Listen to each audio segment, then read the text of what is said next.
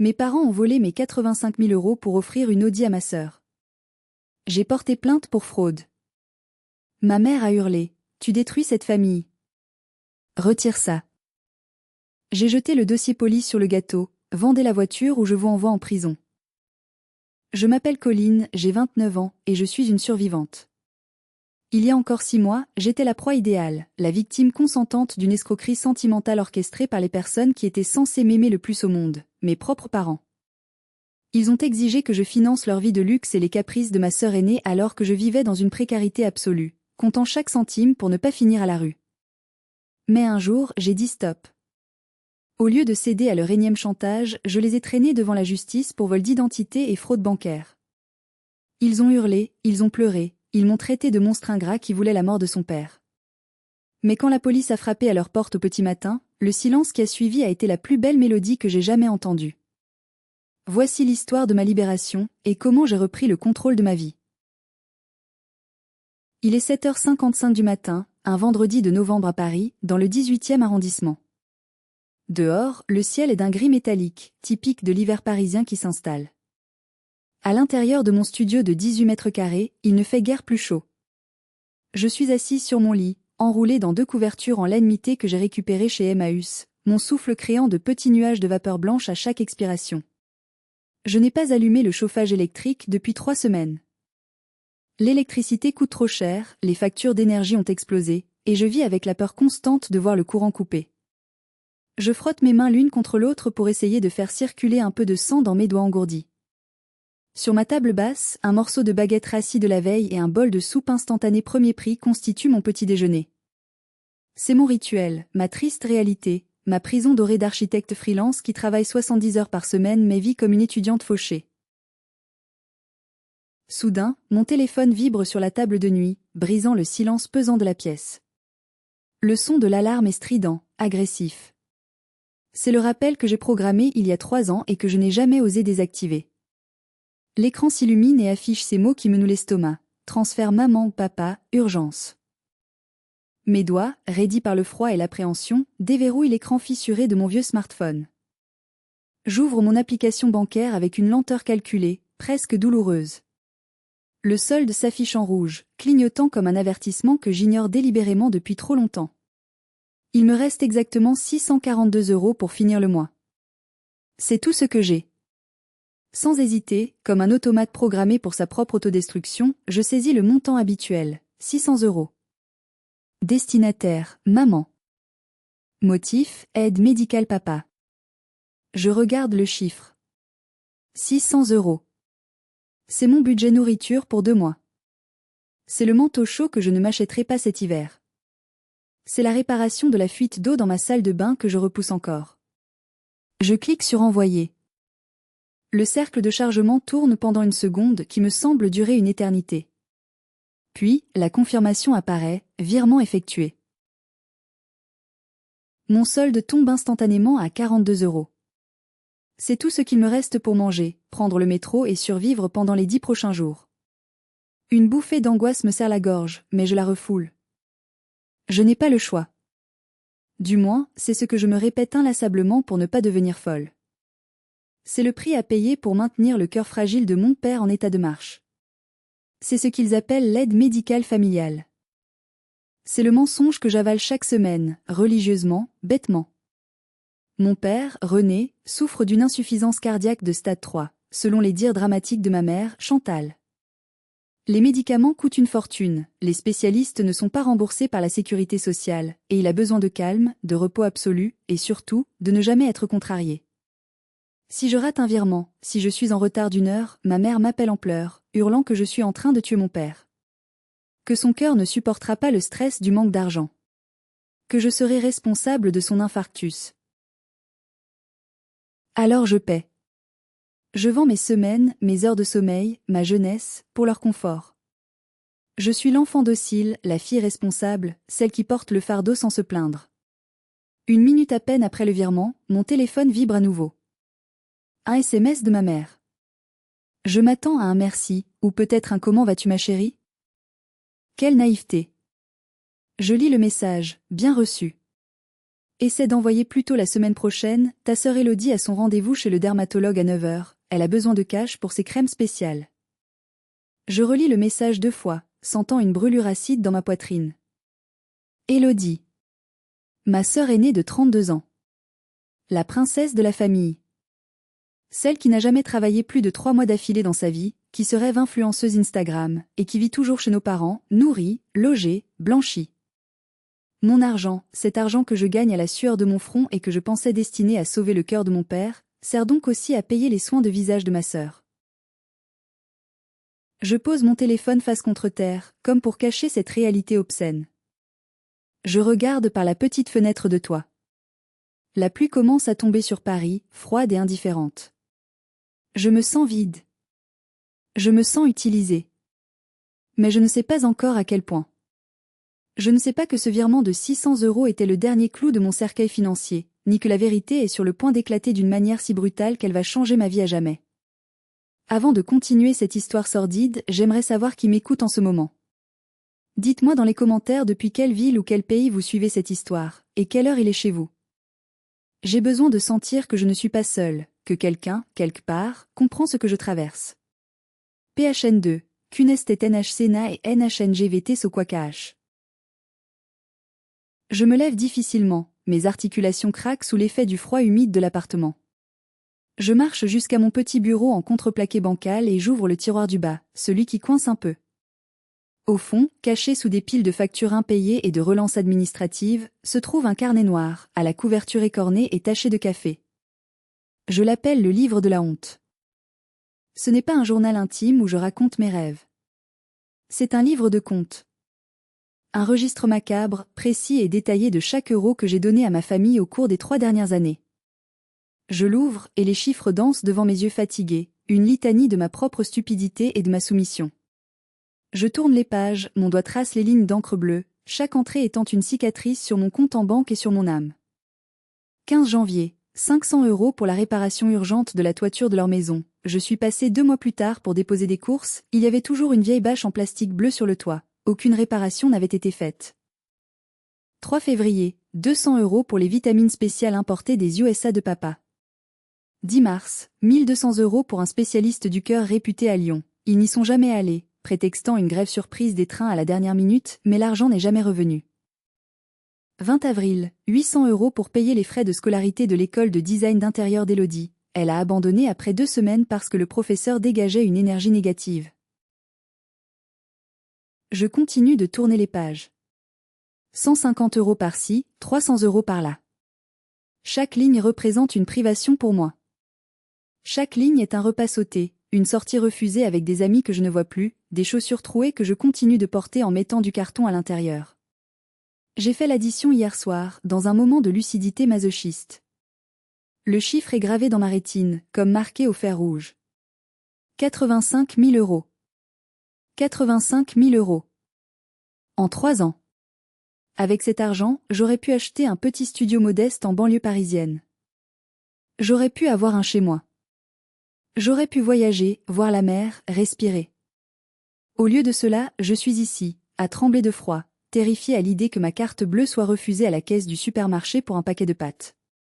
Mais ce n'est pas seulement l'argent. L'argent, ça se gagne, ça se perd. Ce qui fait le plus mal, c'est le mépris. Les souvenirs affluent, tranchant comme des lames de rasoir, ravivant des douleurs anciennes.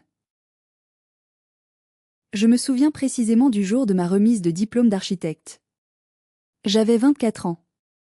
J'avais travaillé comme une forcenée, cumulant les petits boulots de nuit dans des fast-foods pour payer mes études sans rien leur demander, car ils disaient n'avoir pas les moyens.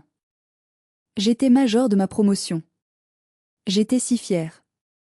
J'avais réservé 4 places au premier rang, les meilleures places de l'amphithéâtre. Il pleuvait des cordes ce jour-là. Une pluie battante, glaciale. J'ai attendu dans le hall, ma toge sur les épaules. J'ai scanné la foule des parents souriants, cherchant désespérément le visage de mes parents, le sourire de ma sœur. La cérémonie a commencé. Les noms ont été appelés. J'ai marché sur l'estrade, j'ai pris mon diplôme, j'ai souri pour la photo officielle. Mais quand j'ai regardé vers le public, mes 4 chaises étaient vides. Vides et froides. À la sortie, seule sous le porche, j'ai reçu un SMS de mon père. Désolée ma puce, on ne peut pas venir. Élodie vient de se faire larguer par son copain Kevin, elle est dévastée, elle pleure sans arrêt. On ne peut pas la laisser seule dans cet état. On doit rester avec elle pour la consoler. On fêtera ton diplôme une autre fois. J'ai pris le bus pour rentrer chez moi, seule, serrant mon diplôme roulé sous mon bras pour le protéger de l'humidité. Je pleurais en silence, mes larmes chaudes se mêlant aux gouttes de pluie froide sur mon visage. Ils avaient choisi de consoler ma sœur de 27 ans pour une rupture amoureuse banale de lycée plutôt que de célébrer 5 années de travail acharné et la réussite de leur autre fille. Ce soir-là, tard dans la nuit, j'ai vu une photo sur le Facebook de ma mère. Elle l'avait postée puis rapidement effacée, sans doute en réalisant sa gaffe. Ils étaient au restaurant, tous les trois, devant un plateau de fruits de mer royale avec du vin blanc. La légende disait, rien de tel qu'un bon repas en famille pour remonter le moral de notre princesse Élodie. L'amour guérit tout. J'ai fait semblant de ne pas l'avoir vue. Je me suis dit que c'était une erreur, un malentendu, ou peut-être une vieille photo.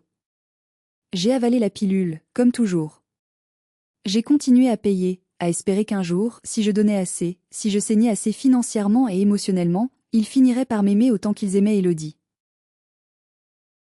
Quelle erreur monumentale. L'amour ne s'achète pas. Mais le mépris, lui, coûte très cher. Et je venais de recevoir la facture finale, sans le savoir. Je referme le carnet brutalement, soulevant un petit nuage de poussière dans la lumière grise du matin. Je pensais avoir touché le fond de la tristesse. Je pensais que ma vie ne pouvait pas être plus pathétique. Mais je me trompais lourdement. Le véritable coup de poignard n'avait pas encore été porté. Il allait arriver dans quelques minutes, sous la forme d'une simple notification Instagram. PHN3, Livestream NHMNH et STHTV-YQ et mon téléphone vibre à nouveau, me faisant sursauter. Mon cœur s'emballe. Est-ce encore ma mère qui demande un supplément pour le taxi d'Élodie? Je regarde l'écran. Non, c'est Victoire. Victoire est ma seule véritable amie, mon ancre dans ce monde de fous. Elle est la seule qui connaît la vérité crue sur ma famille, la seule qui a essayé de m'ouvrir les yeux, souvent en vain. Nous nous étions un peu éloignés ces derniers temps parce qu'elle ne supportait plus de me voir me faire exploiter sans réagir. Elle me disait souvent, « Colline, tu n'es pas leur fille, tu es leur banquier. » Le message est court, urgent. « Colline, ne panique pas, respire un grand coup. » Mais tu dois voir ça. Tout de suite. Clique sur le lien. Je suis désolée, ma belle. Un lien Instagram est joint au message. Je fronce les sourcils, une boule se formant dans ma gorge. Je clique. L'application s'ouvre. Ce n'est pas un direct, c'est un enregistrement d'écran. Victoire a eu la présence d'esprit d'enregistrer un live qui vient tout juste de se terminer. Le live était diffusé depuis le compte privé de ma sœur, Élodie. Je ne pouvais pas le voir en direct, car Élodie m'a bloqué il y a des mois pour ne pas que je sois jalouse de sa vie trépidante, disait-elle. La vidéo commence. Le son est saturé, explosif. De la musique rap française agressive, des basses lourdes qui font vibrer le haut-parleur de mon téléphone. L'image est nette, trop nette, en haute définition. Je reconnais immédiatement l'endroit. C'est le showroom maudit de la zone commerciale à 10 km de chez mes parents. Le sol est en marbre blanc immaculé, les lumières spot sont éblouissantes, reflétant le luxe et l'argent. Et là, au centre de l'image, elle est là. Élodie. Maquillée comme pour un défilé de mode, vêtue d'une robe moulante dorée qui coûte probablement plus cher que tout mon mobilier, elle pose. Une main sur la hanche, l'autre caressant sensuellement le capot d'une voiture. Pas n'importe quelle voiture.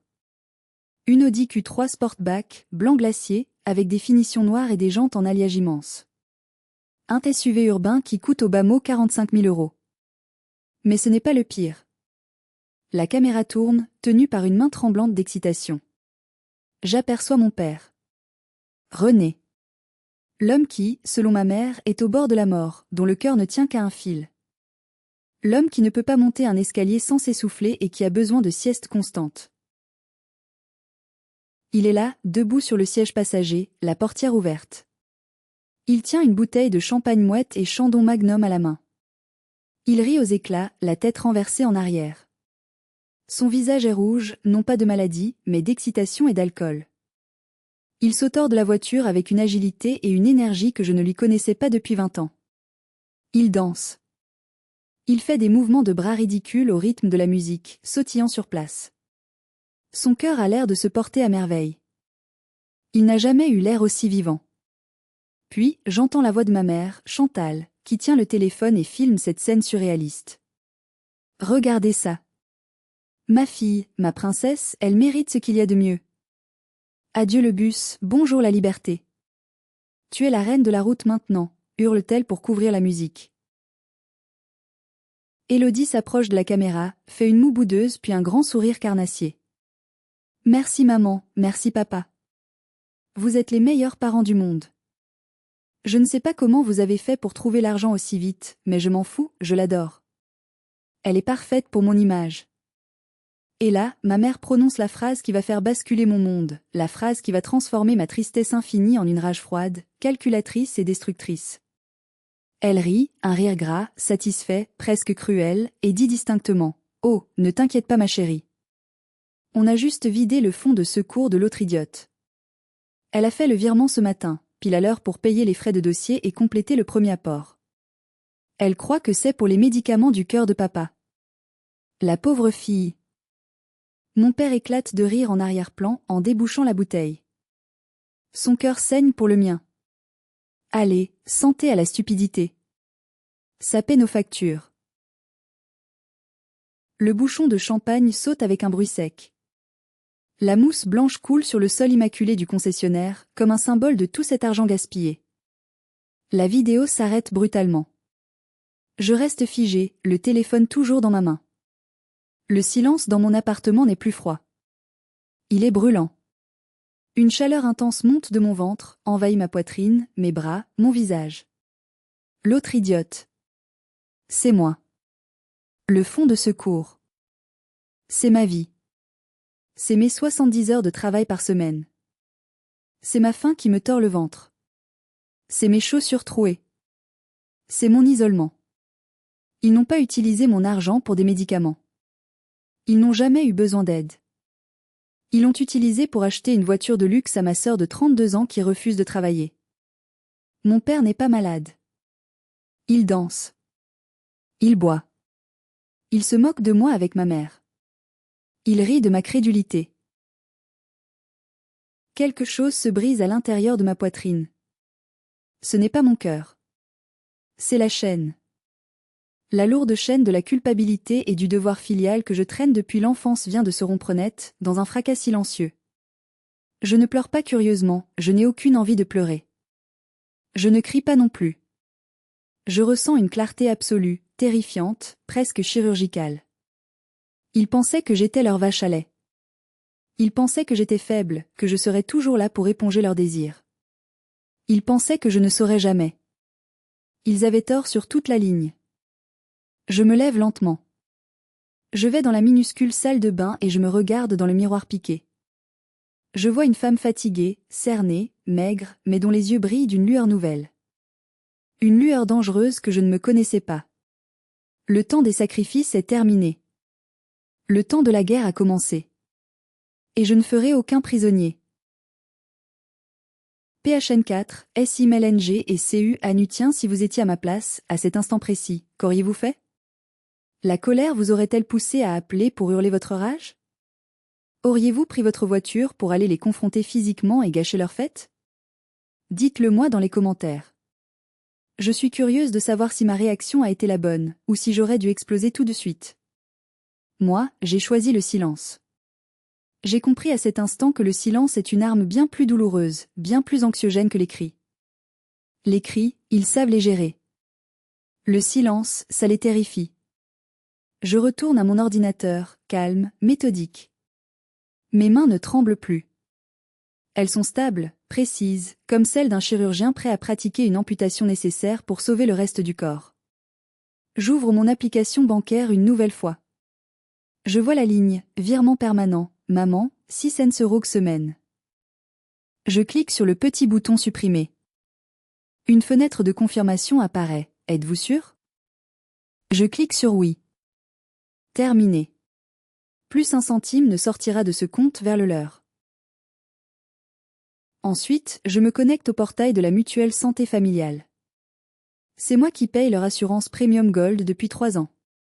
Une couverture de luxe qui inclut la chambre individuelle, la télé, les dépassements d'honoraires illimités, les cures thermales. C'est un contrat à mon nom, dont ils sont les ayants droit. Je clique sur Modifier le contrat. Je fais défiler les options.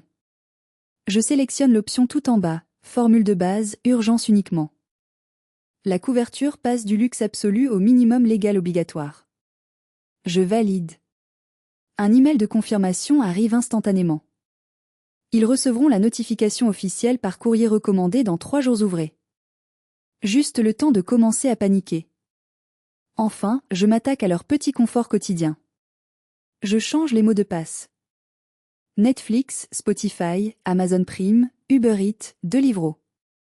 Tous ces comptes sont liés à ma carte bancaire personnelle, et toute la famille les utilise sans vergogne, commandant des repas et regardant des films à mes frais pendant que je mange de la soupe en sachet.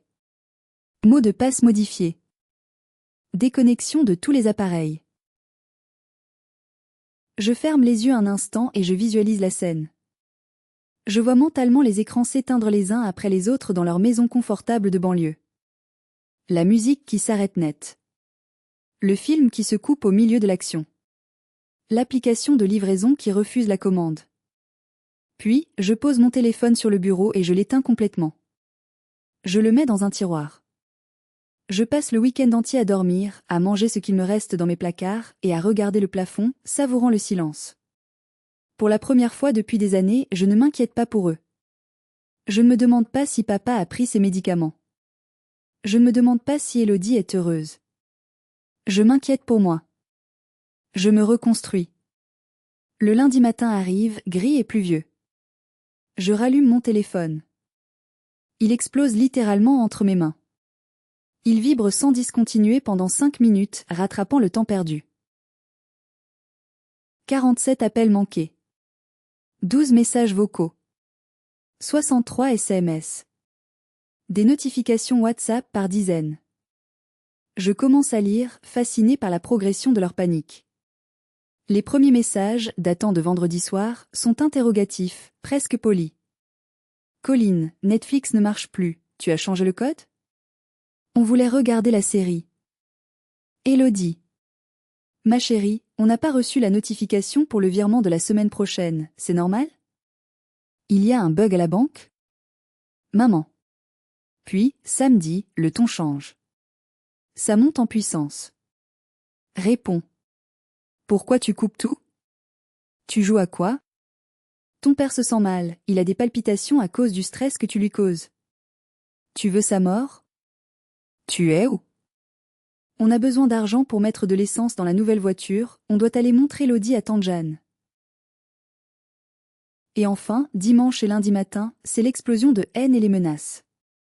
Le dernier message est d'Élodie, envoyé il y a 10 minutes, espèce de petite garce égoïste.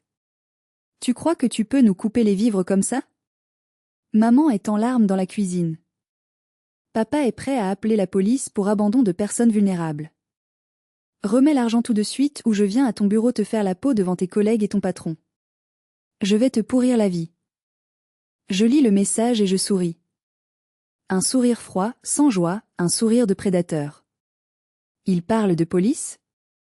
Quelle ironie délicieuse. Ils ne savent pas encore que c'est moi qui vais amener la police à leur porte, et pour des motifs bien plus graves que l'abandon de famille. Je ne réponds pas. Pas un mot. Je fais une capture d'écran de chaque menace, de chaque insulte. Je sauvegarde tout dans un dossier sécurisé sur le cloud. Je vais prendre une douche brûlante. Je m'habille. Pas avec mes vieux vêtements de maison informe. Je mets mon seul tailleur propre, bien coupé, je me coiffe soigneusement, je me maquille pour cacher mes cernes. Je ressemble enfin à l'architecte compétente que je suis, et non à la victime perpétuelle qu'ils ont créée et façonnée. Je sors de chez moi. Je ne vais pas au travail. J'ai pris une journée de congé. Je vais voir un homme dont j'ai entendu parler par un collègue qui a vécu un divorce difficile. Un avocat réputé, spécialisé dans les litiges familiaux complexes. Maître Delorme. Il est temps de passer à la vitesse supérieure. La phase de défense est terminée. L'attaque commence maintenant. PHN5, Chin DCH Bois NHC ANHANG Con KHB. Arrivé au cabinet de Maître Delorme, situé dans un beau quartier haussmannien, je suis nerveuse mais déterminée. C'est un homme imposant, la cinquantaine, au regard perçant derrière de fines lunettes, assis derrière un immense bureau en acajou qui coûte probablement plus cher que tout ce que je possède. L'odeur de vieux livres et de cire d'abeille me rassure étrangement. Ici, c'est le monde de la loi, de l'ordre, pas celui des émotions hystériques de ma mère. Je m'assois dans le fauteuil en cuir face à lui. Je pose mon livre de la honte sur son bureau. Je sors mon téléphone et je lui montre la vidéo du live stream que Victoire a enregistré. Je lui montre les relevés bancaires surlignés. Je lui montre les messages de menaces reçus ce matin. Il regarde tout en silence, prenant des notes sur un bloc jaune. Il fronce les sourcils à plusieurs reprises. Mademoiselle, dit-il d'une voix grave et posée. Vous savez que récupérer de l'argent donné volontairement à la famille est extrêmement difficile en France ? La loi considère souvent cela comme une obligation alimentaire envers les ascendants ou un don manuel simple. Il n'y a pas de contrat de prêt écrit. Je sais, maître, dis-je, sentant une pointe de désespoir. Mais ce n'était pas un don libre. C'était sous la contrainte d'un mensonge médical. Ils m'ont fait croire que mon père allait mourir. C'est de l'abus de faiblesse ? De l'escroquerie morale ? Pendant qu'il examine les documents bancaires, mon téléphone vibre à nouveau sur le bureau. Une notification Facebook s'affiche. Je jette un coup d'œil. Ma mère a posté un statut. En mode public. Elle a identifié toute la famille, mes tantes, mes oncles, mes cousins, et même certains de mes anciens amis d'école qu'elle a en amis. Je lis à voix haute, la voix tremblante. Le texte est accompagné d'une photo de mon père allongé sur le canapé du salon, les yeux mi-clos, jouant la comédie du mourant, la main crispée sur le cœur. La mise en scène est grotesque mais efficace. Je suis dévastée. Mon cœur de mère saigne. Ma propre fille, Colline, a décidé d'abandonner ses parents malades du jour au lendemain. Elle nous a coupé toute aide financière sans prévenir, nous laissant sans ressources pour les médicaments. Elle préfère garder son argent pour sa vie de débauche à Paris, ses sorties et ses voyages, plutôt que d'aider son père à survivre. Nous sommes obligés de vendre nos meubles ce matin pour acheter de l'insuline. Priez pour nous. Quelle honte d'avoir élevé un tel monstre d'égoïsme. Les commentaires affluent déjà sous la photo. Tante Martine, c'est scandaleux. Après tout ce que vous avez fait pour elle. Je ne veux plus entendre parler d'elle. Cousin Julien, je savais qu'elle se prenait pour une bourgeoise depuis qu'elle est devenue architecte. Elle a oublié d'où elle vient. Aucun cœur. Une voisine, courage Chantal, le bon Dieu la punira. Les singes volants sont lâchés. C'est le terme psychologique que j'ai appris sur Internet pour désigner les alliés du narcissique qui attaquent la victime à sa place, souvent sans connaître la vérité. Mon téléphone commence à sonner. Des numéros de la famille que je n'ai pas vus depuis des années. Ils m'appellent pour m'insulter, pour me faire la leçon, pour me dire à quel point je suis une mauvaise fille. Je sens les larmes monter aux yeux. C'est injuste. C'est tellement injuste. Ils retournent la situation avec une telle facilité. Je deviens le bourreau aux yeux de tous alors que je suis la victime qui a été saignée à blanc. Maître Delorme lève la main, impérieux. Il a vu ma réaction, ma détresse. Ne répondez pas. Ne commentez pas. Surtout, ne vous justifiez pas sur Facebook. Bloquez-les tous. Chaque interaction, chaque mot que vous écrirez sera utilisé contre vous et tordu pour servir leur narratif. Il tape quelque chose rapidement sur son ordinateur. Pour attaquer, nous avons besoin de preuves solides, indiscutables. Je vais demander un accès complet à votre dossier financier via le fichier FICP de la Banque de France pour voir l'étendue exacte des dégâts et préparer une mise en demeure officielle. Revenez me voir demain matin à la première heure. Je rentre chez moi, le cœur lourd comme une pierre. Je passe la soirée à bloquer ma propre famille sur les réseaux sociaux, un par un. C'est comme couper des membres gangrenés. Je me sens plus seule que jamais dans mon petit appartement froid. Mais je tiens bon. Je ne céderai pas. Le lendemain matin, je retourne au cabinet. L'ambiance a radicalement changé. Maître Delorme n'est plus assis. Il est debout près de la fenêtre, regardant une feuille de papier qu'il tient à la main comme si c'était une bombe à retardement. Il se tourne vers moi. Son visage est grave. Asseyez-vous, Colline. Tout de suite. Son ton me glace le sang. Qu'y a-t-il? Ils m'ont attaqué en justice pour la pension alimentaire? Ils ont réussi? Non, dit-il sèchement. C'est bien pire que ça. J'ai tiré votre rapport de crédit complet et vérifié les incidents de paiement à la Banque de France ce matin. Colline, regardez-moi. Étiez-vous au courant que vous aviez 3 crédits à la consommation en cours de remboursement? Je le regarde, hébété, la bouche entr'ouverte. Quoi? Non. C'est impossible. Je n'ai jamais fait de crédit de ma vie. Je n'ai même pas de découvert autorisé, je paie tout comptant. Il pose la feuille devant moi sur le bureau. Regardez. Lisez ça. Cofidis, 15 000 € empruntés il y a 6 mois. Motif déclaré, aménagement intérieur travaux. Sofinco, 10 000 € empruntés il y a 3 mois. Motif, voyage loisirs. Carte de crédit renouvelable, revolving, 15 000 € de plafond, entièrement utilisé et maxé. Total des dettes actives à mon nom, 40 000 €. Je regarde les détails, tremblante. Les adresses de facturation ne sont pas à mon adresse parisienne. Elles sont toutes à l'adresse de mes parents, en banlieue.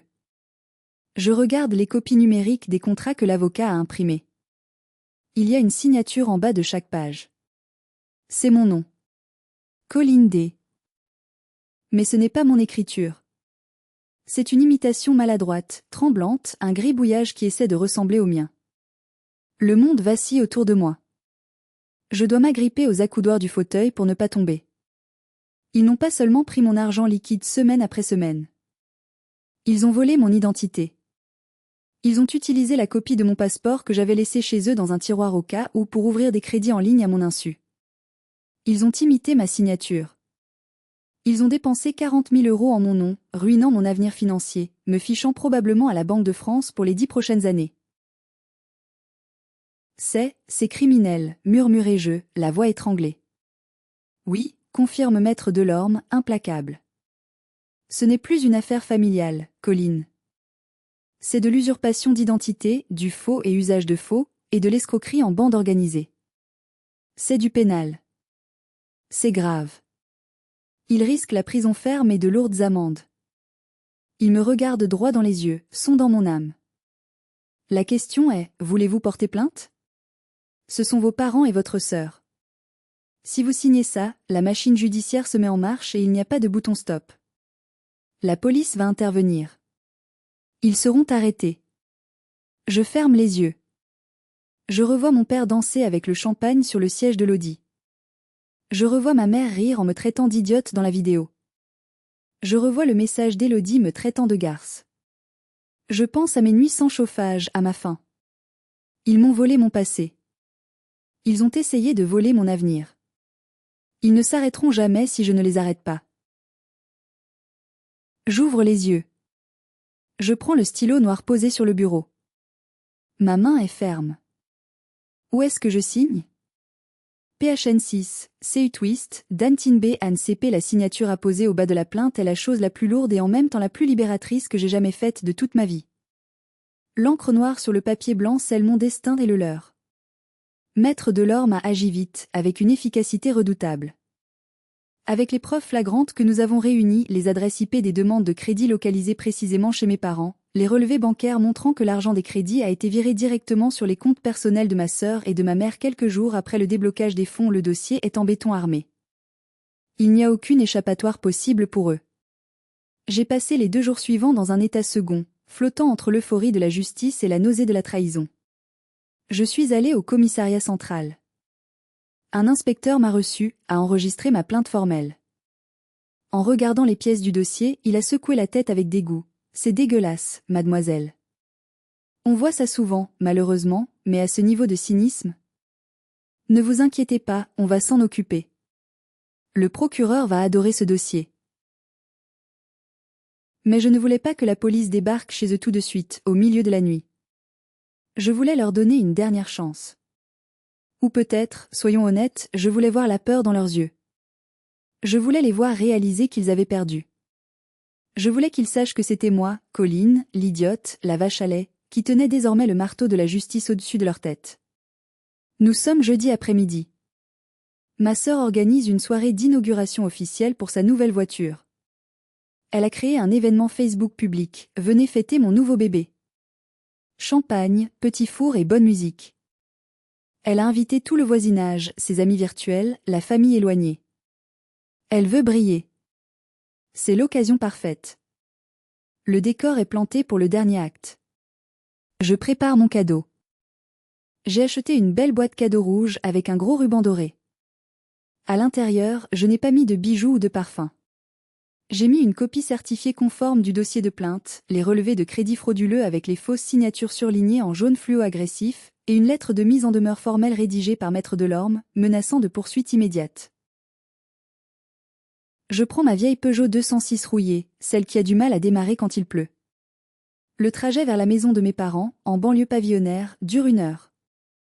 1 heure de route pendant laquelle je répète mon discours, encore et encore. Je n'ai plus peur. La colère a brûlé la peur jusqu'à la racine.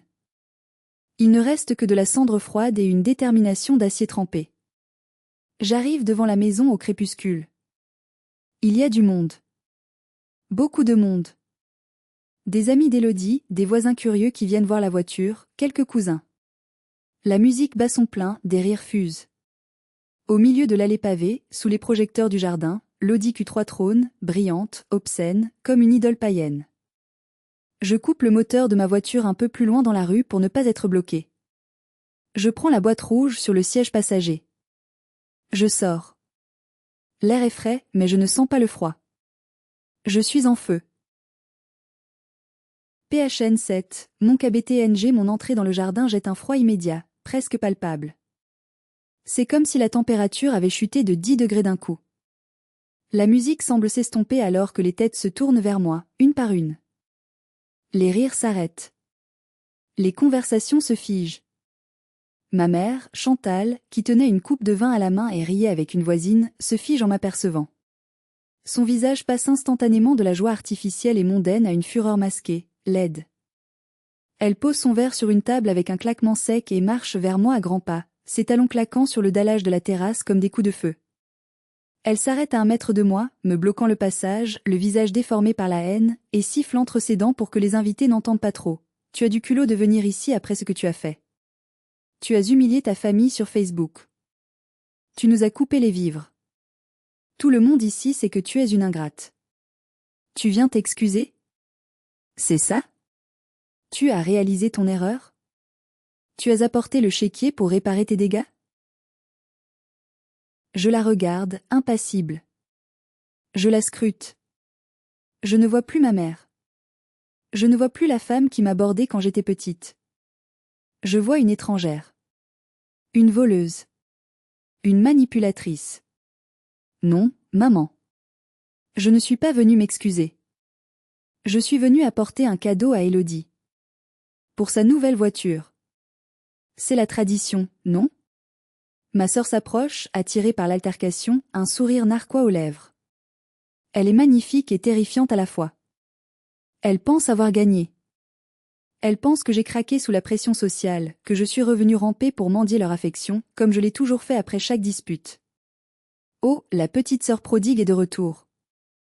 Lance-t-elle fort, d'une voix théâtrale, pour que son public l'entende bien. Tu as fini de faire ton caprice de gamine? Tu as vu ma voiture? Elle est magnifique, non? Bien mieux que ton épave qui pollue la rue. Elle tend la main vers la boîte rouge que je tiens serrée contre moi. C'est quoi? Des clés pour un porte-clés Louis Vuitton? J'espère que c'est cher. Tu as beaucoup à te faire pardonner. Je lui tends la boîte lentement. Ouvre-le, Élodie. Ouvre-le ici, maintenant, devant tout le monde. C'est très précieux. Ça concerne ton avenir. Et celui de papa et maman. Les invités se rapprochent, curieux, formant un cercle autour de nous. Ils sentent la tension, l'odeur du sang. Mon père, René, est assis sur une chaise de jardin un peu plus loin, un gros cigare à la main, un verre de whisky dans l'autre. Il me lance un regard noir, chargé de mépris, mais ne bouge pas. Il est trop confiant, trop arrogant dans sa tour d'ivoire. Élodie déchire le ruban avec impatience. Elle soulève le couvercle de la boîte. Son sourire se fige instantanément. Elle fronce les sourcils, confuse. Elle plonge la main et sort le premier document. C'est une liasse de papiers agrafés avec le tampon officiel bleu, blanc, rouge de la police nationale et de la République française.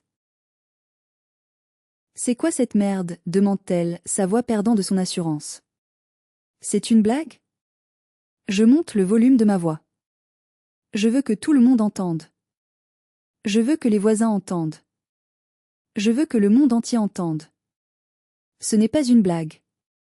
C'est une copie certifiée de la plainte pénale que j'ai déposée ce matin même auprès du procureur de la République pour usurpation d'identité, faux et usage de faux, et escroquerie en bande organisée. Le silence tombe sur la fête comme une chape de plomb. Un silence lourd, absolu, terrifiant. On entendrait une mouche voler. Le tintement des glaçons dans un verre semble assourdissant. Quoi ? Balbutie ma mère, devenant soudain très pâle sous son maquillage épais. Tu as porté plainte ? Contre qui ? Je la regarde droit dans les yeux. Contre vous trois. Je m'avance vers la table du buffet, je pousse un plateau de canapé, et je sors les autres documents de la boîte, les étalant un par un devant les invités médusés qui s'approchent pour voir. Vous avez volé mon identité pour ouvrir 3 crédits à la consommation en ligne. Cofidis, Sofinco, et une carte revolving. Total, 40 000 €. Vous avez imité ma signature. Vous avez utilisé cet argent pour vos vacances à Nice, vos meubles design, et pour l'apport de cette voiture qui trône dans l'allée. Je pointe l'Audi du doigt, mon index accusateur tremblant à peine. Cette voiture n'est pas à toi, Élodie. Elle ne t'appartient pas. Elle est payée avec de l'argent volé.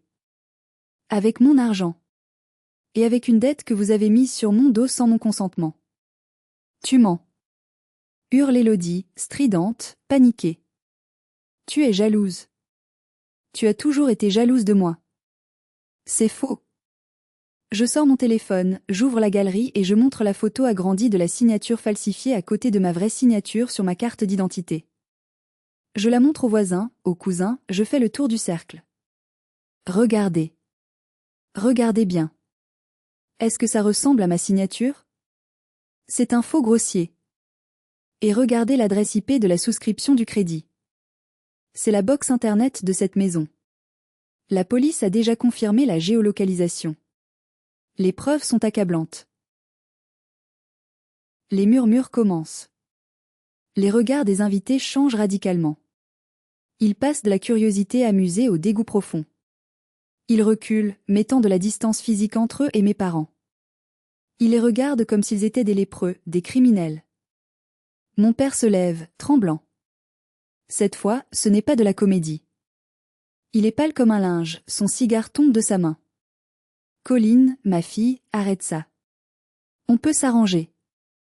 On est une famille. Le linge sale se lave en famille. On ne mêle pas la police à ça. Retire ta plainte. Tout de suite. Tu vas nous détruire. Tu ne te rends pas compte. Ma mère se met à pleurer, bruyamment, des larmes de crocodile destinées à amadouer le public. Comment peux-tu faire ça à ta propre chair ? À ta propre mère ? On voulait juste que ta sœur soit heureuse. Elle était déprimée. On allait te rembourser, promis. Me rembourser ? Coupai-je, ma voix claquant comme un fouet. Avec quoi ? Vous n'avez pas un sous-vaillant. Vous vivez sur mon dos depuis 3 ans comme des parasites. Vous m'avez volé 85 000 € en me faisant croire que papa allait mourir d'un instant à l'autre. J'ai mangé des pâtes à l'eau pendant que vous mangez des huîtres. Et maintenant ça ? Le vol d'identité ? C'est fini. Je prends une grande respiration. L'air froid de la nuit remplit mes poumons. Je me sens puissante. Je me sens géante face à eux qui semblent soudain si petits, si pathétiques. J'ai une proposition. C'est un ultimatum. Et c'est votre seule chance d'éviter la prison. PHN 8, BC Vao Hang CP et TUTH, vous avez 24 heures, dis-je d'une voix qui ne tremble pas, résonnant dans le jardin silencieux. Pas une minute de plus. Je regarde Élodie, qui serre les papiers contre sa poitrine tachée de vin comme pour les faire disparaître par magie. Elle tremble de tout son corps. 24 heures pour vendre cette voiture. Je sais que vous perdrez de l'argent à la revente immédiate, c'est la décote, mais ce n'est pas mon problème. L'argent de la vente servira à rembourser le crédit Cofidis immédiatement. Je me tourne vers mes parents qui se tiennent l'un contre l'autre. Vous allez vendre tout ce qui a de la valeur dans cette maison. Les montres de collection de papa, tes bijoux en or maman, la télé-écran géant, le Thermomix. Tout. Vous allez solder les 40 000 € de dettes frauduleuses qui sont à mon nom auprès des organismes de crédit.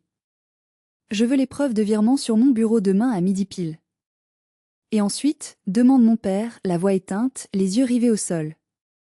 Ensuite, continuez-je, implacable, vous signerez une reconnaissance de dette officielle devant notaire pour les 85 000 € que vous m'avez extorqués ces 3 dernières années avec vos mensonges médicaux.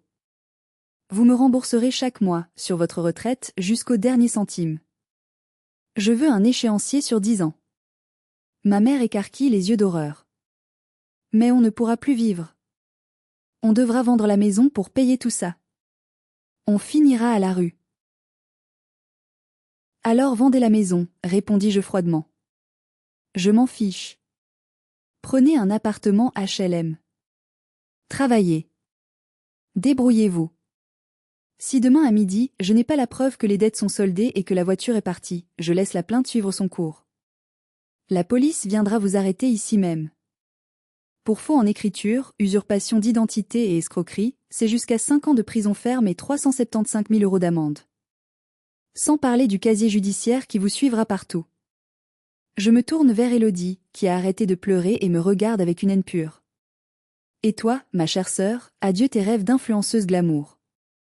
Qui voudra suivre une voleuse condamnée par la justice? Imagine les titres dans le journal local.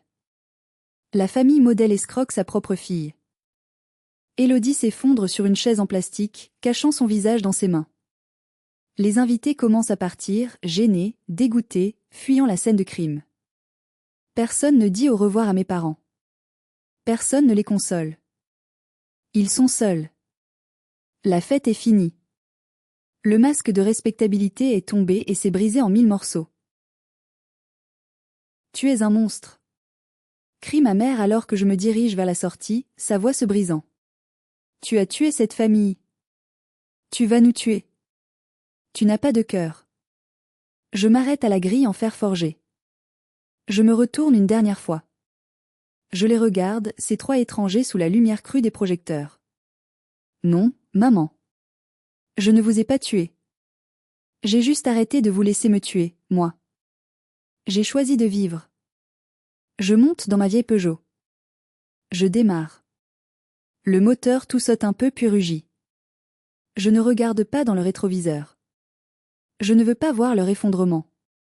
Je l'ai imaginé tant de fois, mais la réalité est bien plus triste et pathétique. Le trajet du retour est étrange. Je devrais être triste. Je devrais être terrifiée par ce que je viens de faire. Mais je me sens légère. Incroyablement légère. Comme si on m'avait enlevé un gilet de plomb de 100 kilos que je portais depuis ma naissance. Je rentre chez moi. Je me fais une tasse de thé chaud. Je m'assois sur mon lit. Je ne pleure pas. Je souris. Je dors d'une traite, sans rêve, pour la première fois depuis des mois. Un sommeil profond, réparateur, le sommeil du juste. PHN 9, SSPCAVBC Aonyoang le lendemain matin, vendredi, mon téléphone reste silencieux. Pas d'appel, pas de menace. Le silence de la défaite. J'attends. Je regarde l'horloge. 10 heures. 11 heures. À 11h56, 4 minutes avant l'ultimatum, je reçois un email de mon père. Pas de texte dans le corps du mail. Pas d'excuses. Juste des pièces jointes. J'ouvre les fichiers un par un, le cœur battant. Un acte de vente provisoire de l'Audi Q3 à un concessionnaire de rachat immédiat. Le prix est bradé, ils ont perdu au moins 10 000 € dans l'opération par rapport au prix d'achat, mais l'argent est là, disponible. 3 avis de virement urgent vers les organismes de crédit, Cofidis, Sofinco, pour solder intégralement les comptes et clôturer les dossiers.